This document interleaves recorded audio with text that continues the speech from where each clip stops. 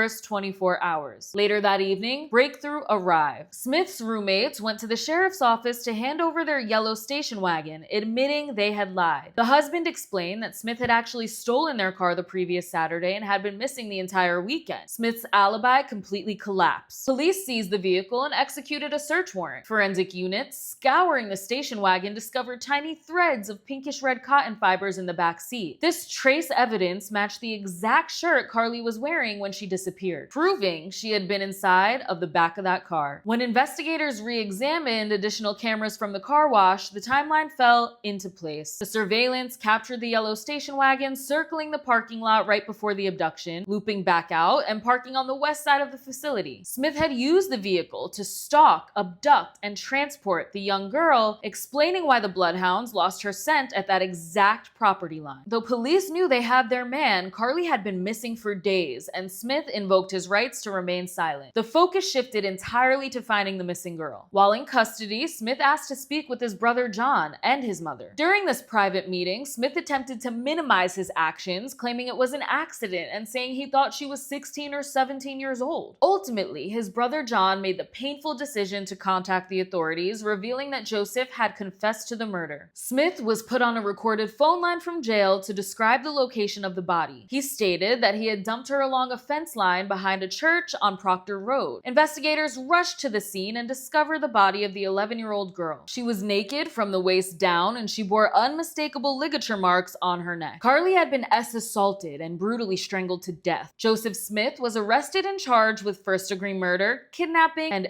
battery. The subsequent trial was excruciating for Carlie's family, who had to sit through a presentation of the physical evidence, including the fibers matching her clothing. The evidence also revealed that Carlie had put up a massive fight, trying desperately to defend herself against a 38-year-old man. The jury swiftly found Smith guilty, and during the penalty phase, emphasizing the heinousness and cruelty of the crime, they sentenced him to death. Though the family felt a small victory, the legal battle dragged on. Years later, due to a non-unanimous jury ruling by the Florida Supreme Court, Smith's death sentence was flagged for a resentencing hearing. Prosecutors prepared to bring back the medical examiners and re-present the graphic evidence to a new jury to fight for the death penalty once again. Before that hearing could take place, Joseph Smith died in prison from liver cancer. For Carlie's family, it brought a profound sigh of relief that the battle was finally over. Sadly, the trauma of the crime had already taken an irreversible toll. Carlie's devoted mother, who had struggled deeply with the loss, died of a drug overdose before Smith passed away, never getting to know that her daughter's killer was gone.